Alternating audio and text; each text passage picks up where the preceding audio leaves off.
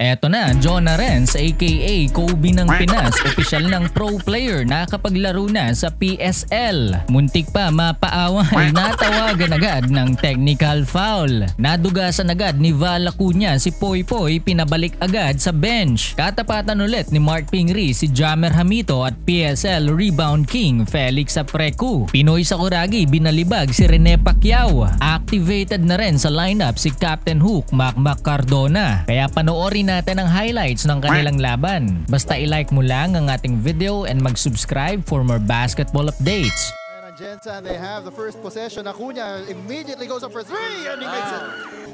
Falling out of play, stolen by Tolentino. Kyle all the way to the basket. For a fellow like Mark Cruz.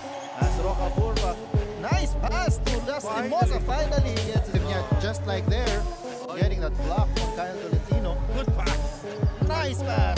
Reading the eye of the isang liga yung ball out. Dati, they had their battles there as well as Mac Cardona. angle medyo very risky. Here's Gimpayan. The shot is in. Effect ninyo. But in terms of the chemistry and the effectiveness of that.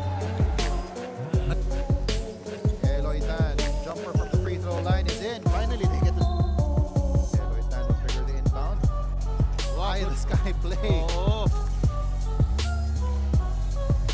He's attacking the defense of Junicio and the jumper goes in. Dito nagmamadali. Gives it up to Sual for three. Yes, sir! And Tan is now up against Pamboy Raimundo. Aprecu forced to take the jumper and it bounces in. 2 seconds to go sa ating second quarter. Lastimosa kicking it out. Three-pointer on the way. Yes! Perimeter gets free from Pingris. Nice sidestep move! And it goes in. Peruta loses the defenders and plays it in. Against him. And a bit of a skirmish.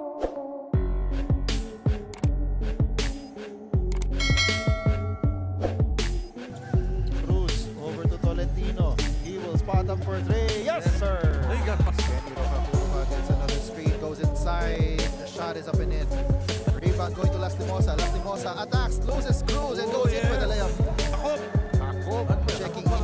Hindi ko alam. Jacob, sabi na nga, play on. It will be the job of your coaching staff to be able to try and he was forced to kick it out and it was stolen by Canaleta. Nice pass by Jacob to Ping. Back to Jacob. The jumper is too strong. Jacob takes the three and that will be a foul on Joey Liu and extracurriculars. Anim pa rin ang barrier na kailangan basagin ng Warriors. And Heruta is there. Cardona inside. He's blocked by Junicio. Anticipated Pass finds its way. Nice extra pass underneath Ballesteros.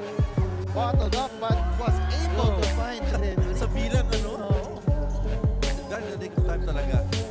As Rodriguez goes for three. Yes, sir. Lastimosa looking for options. Will call his own number. Yes. Aprecu over to Tan. Thought about the three. Goes inside instead. Spins. Loses to wall and makes the jumper. Vital skill being a pass first point guard. AG, the three is in. Hamito kicks it out. Raimundo for three. Yes, sir.